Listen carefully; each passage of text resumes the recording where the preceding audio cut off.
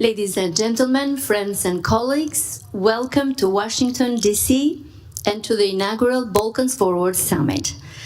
I am delighted to open this conversation at a moment when the Western Balkans are no longer a footnote to Europe's future, but a frontline chapter in the global contest over security, democracy, and strategic alignment.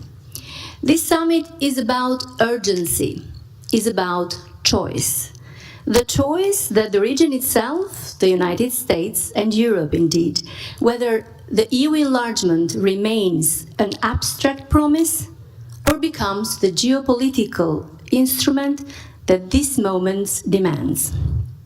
We meet at a time of war in Europe continent, of renewed great power competition, and of intensified pressure from malign external actors who see instability not as a risk, but as an opportunity. And in that context, EU enlargement in the Western Balkans is not charity, not nostalgia, and not bureaucracy. I believe it is strategy. We have an exceptional panel and panelists that will help us discuss and unpack these issues.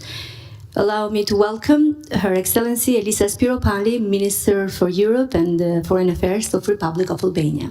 Thank you for being here, Elisa. Thank you, Ila. Such a pleasure to be here. Thank you. With all of you. Please allow me to welcome Ambassador Philip Ricker. Ambassador, thank you for being here, a partner and practice lead for Europe and Eurasia at Albright Stonebridge Group, distinguished fellow at Wilson Center, former ambassador to North Macedonia. It's a long list, assistant secretary for Europe and for Balkans. It's a pleasure to have you here. Thank you.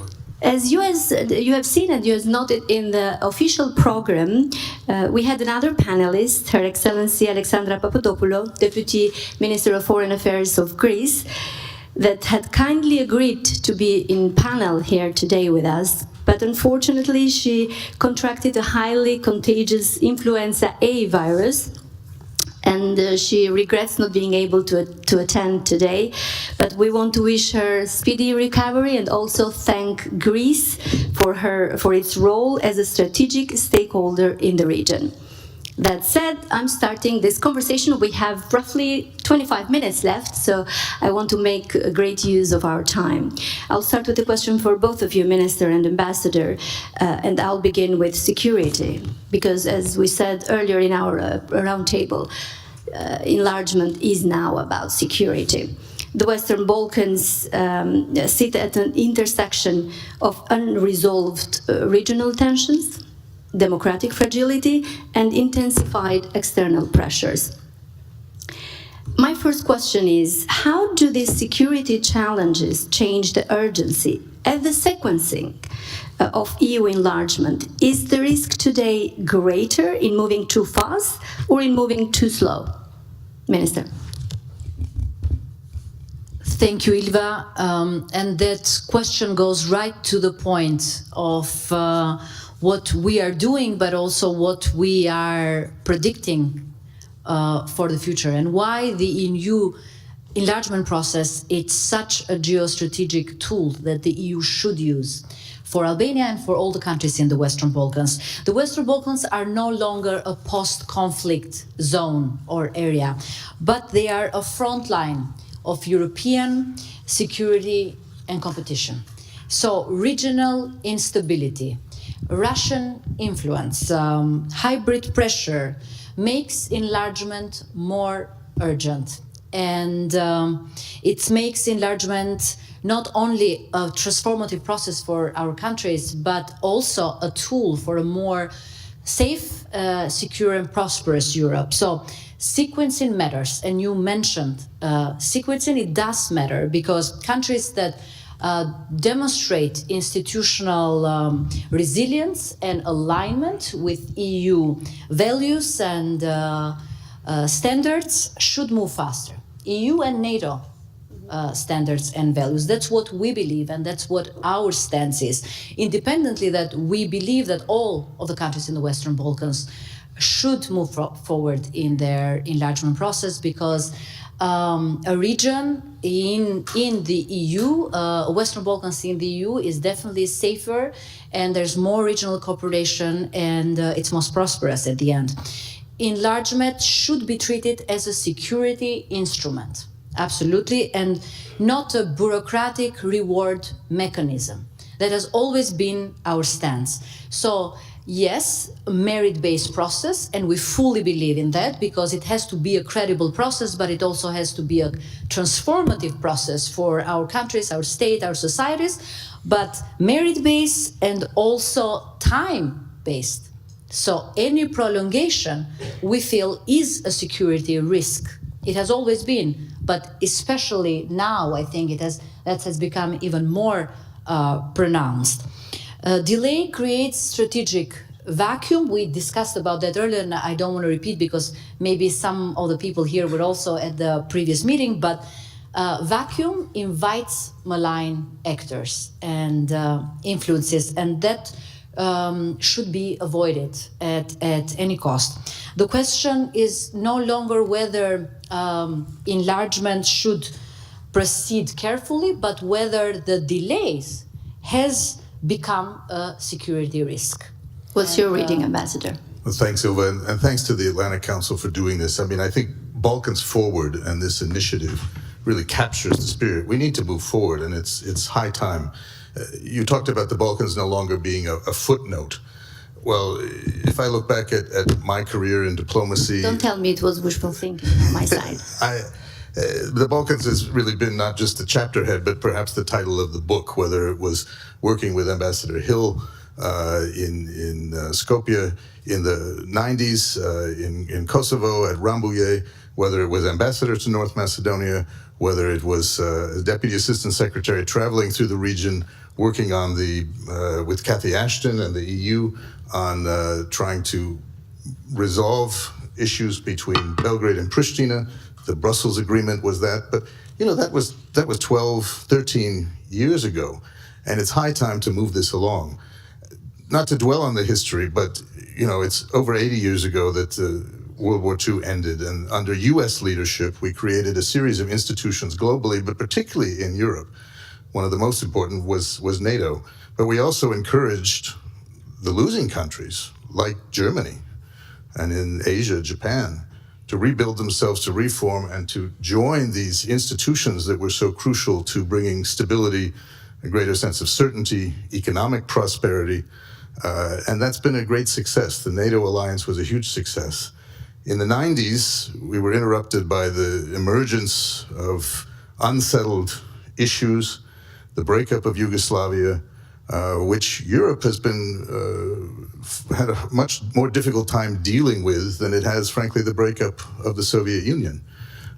We can see the dangers of the Ukraine war and what's going on, but we had really difficult times in the 90s. Together, the United States and Europe determined in early 2000, a quarter century ago, that the solution to this was to take these countries, to help them make the necessary reforms, and to integrate them as democracies, multi-ethnic, into these critical institutions, NATO and the EU. Well, we worked on that path despite many hurdles, many of them thrown up by individual countries, to bring in countries that were prepared and that chose to become members of NATO. In North Macedonia, we overcame, for instance, the issue that was resolved by the Prespa agreement, a huge step. And we made sure, by that time I was Assistant Secretary for Europe, that we moved quickly and responsibly to fulfill the pledge we'd made that when that issue was resolved, the country would move swiftly into NATO. They did that as the 30th member of NATO under President Trump's first administration. And now, of course, we see them stopped. The EU has been unable to move forward on that or any enlargement. These promises have gone on for too long.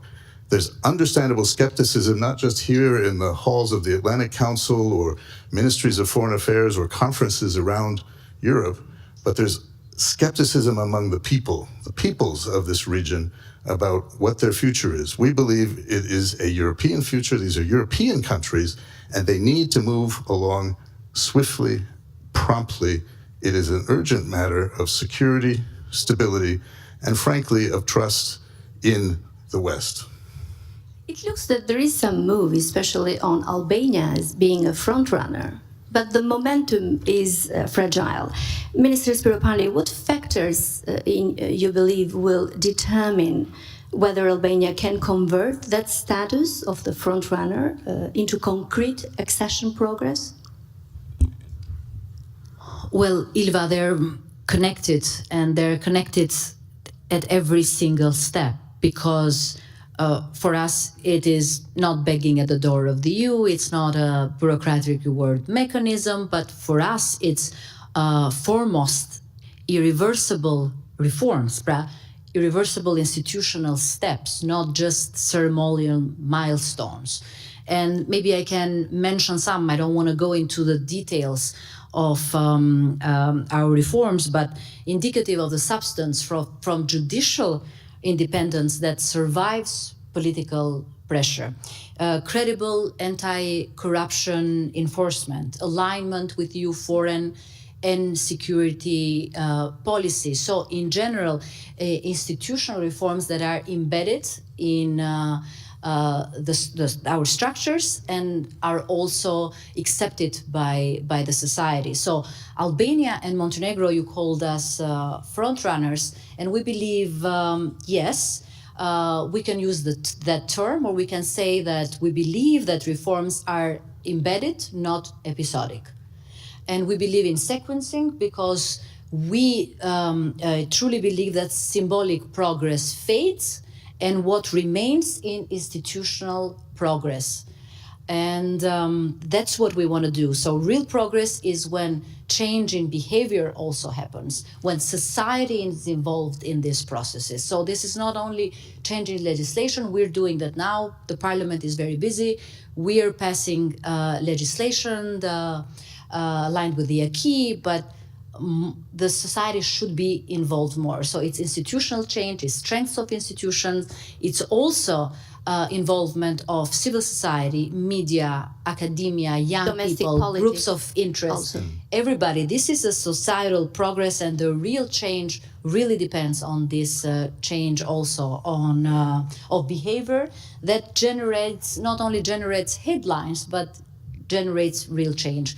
We believe Albania has all the potential to respect the timeline that we've worked with the European Commission as well as with the member states to start closing clusters and chapters by 2026 and then 2027.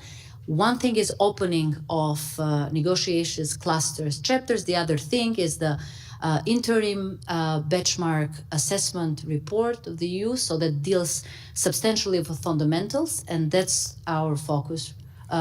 Judicial independence, rule of law.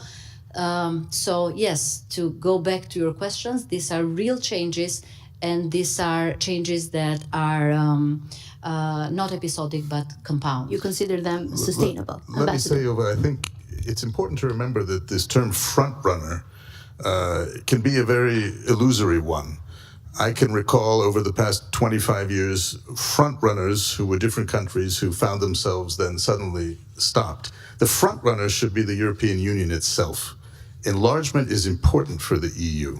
The EU has discovered quite clearly after the Russian action in Ukraine, perhaps late, that they need to focus more on defense. Well, one of their first steps in defense should be to enlarge and integrate these relatively small countries, small populations that are clearly European, that are clearly geographically, historically, and culturally part of Europe. And they need to do that quickly, not worry about front runners, but look at all of them holistically and see how they can move them in and find ways out of their bureaucratic and rules-based process to allow what is really important for Europe as well as these countries, and I would say for the broader West as well. And that's my question, Ambassador Riker. Why does EU accession for the Western Balkans matters to Washington in terms of priorities, NATO, cohesion, democratic resilience, etc.? Look, countries being in the EU have benefited the United States. The EU was created largely to prevent wars, to prevent a reemergence of what we'd seen in the European continent for centuries. And it did that along with NATO very effectively for over 80 years. The Western Balkans was an area where unfinished business caused disruption. This wasn't good for the EU. These countries are just, some hours' drive from major European capitals.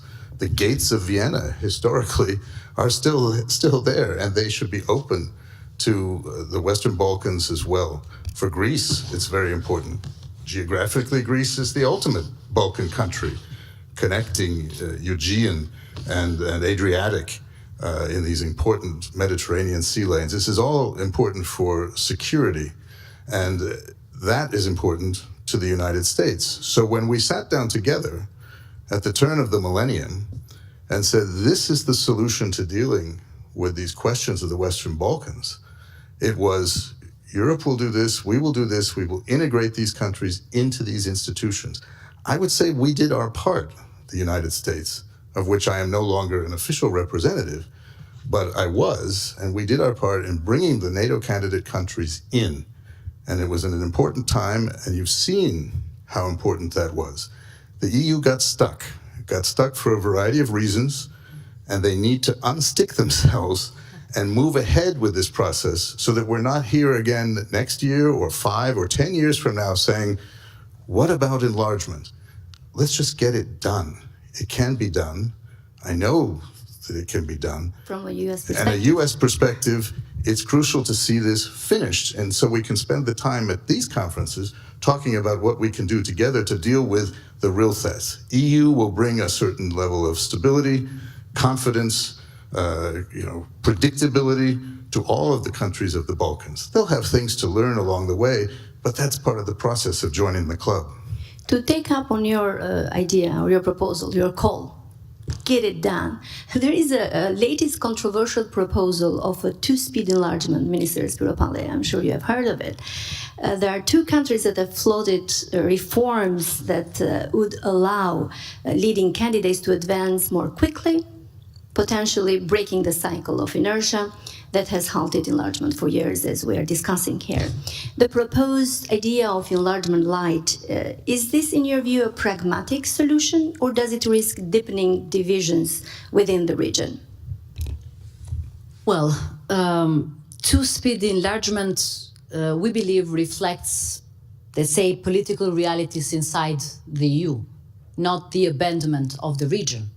That's how we see it. So if designed carefully, it can renew the trust and the reward seriousness in the process. It can restore credibility, some of the countries of enlargement, and it can reduce frustration among some reforming states. And I had here a few points about the actual proposal and what it meant, but this is not the place to go into that, but we can say in very few lines that it depends not only how we see it, but how they go about it. So for us, if for the Western Balkans, two-speed must mean accelerate for, I'm not using the term front runners here, but accelerate to reward reform, let's say, and it doesn't mean permanent waiting room for the others.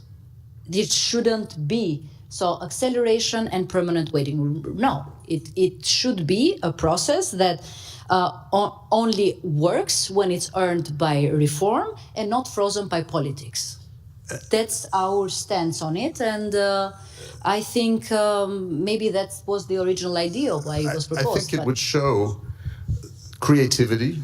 That's what diplomacy is all about, the ability to find solutions, to move forward. As I've long said to the countries of the region who want to be members of the European Union, you don't need to worry about having a commissioner or this or that. If there is a mechanism to bring you in a certain way, to adjust the rules and the very bureaucratic process that the EU goes through to add members, you should take that, because getting into the single market, being a part of the EU is the way to go. And you see many countries that are members, long-standing members of the EU, that may not belong to the Eurozone, that may opt out of certain other pieces.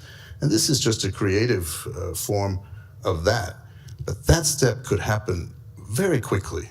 And they can find ways around letting single countries block something that is crucial, not only for the country that's blocking and their future, but for the whole European Union and for our Euro-Atlantic alliance. So I'm all for finding ways through that bureaucracy and moving ahead to do that.